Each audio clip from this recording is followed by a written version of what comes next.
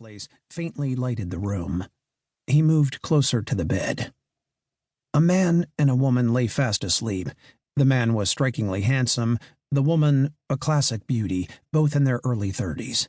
Her hair was loose, fanned over the pillow, dark as a raven's wing. He snored lightly, covers drawn to his chin.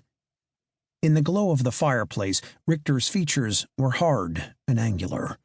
He was lean and wiry, with muddy, deep-set eyes and a razored mouth. He stared at the couple for an instant, his expression implacable. Then he pulled a bottle of ether from his overcoat pocket. Johnson moved forward with 2 rags. Richter doused them with ether, quickly stoppered the bottle, and returned it to his pocket. He took one of the rags from Johnson, and they walked to opposite sides of the bed. Neither of them hesitated, Johnson working on the man and Richter the woman. They clamped the rags down tight, covering nostrils and mouth. The man arched up from the bed, his hands clawing at the rag. Johnson grabbed him in a headlock, immobilizing him with brute strength, and forced him to breathe deeply. The woman's eyes fluttered open, and she gasped, inhaling raw ether. She struggled only briefly in Richter's arms. Hardly a minute passed before they were both unconscious, sprawled on the bed. Richter stuffed the rag in his pocket. He removed the pillow from beneath the woman's head and placed it over her face. Johnson, working just as swiftly, buried the man's face in a pillow. There was no resistance from the couple, for they were anesthetized into a dreamlike state, incapable of fighting back. The men slowly smothered them to death. When it was over, Richter arranged the woman's head in a comely pose on the pillow. Johnson followed suit, and they stepped back, admiring their handiwork.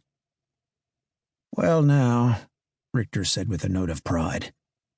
"They look quite peaceful, don't they?" Johnson grinned. "Damn good way to kick the bucket. Never felt a thing." "Yes, all very neat and tidy. Let's see to the children, Turk." Richter hurried out the door. At the staircase landing, he once again saturated the rags with ether.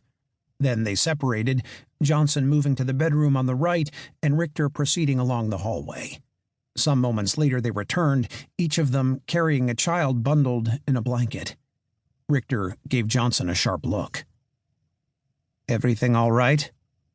"Went off smooth as silk." Johnson was holding a boy, perhaps 9 or 10 years old. The girl in Richter's arms appeared to be a year or 2 older.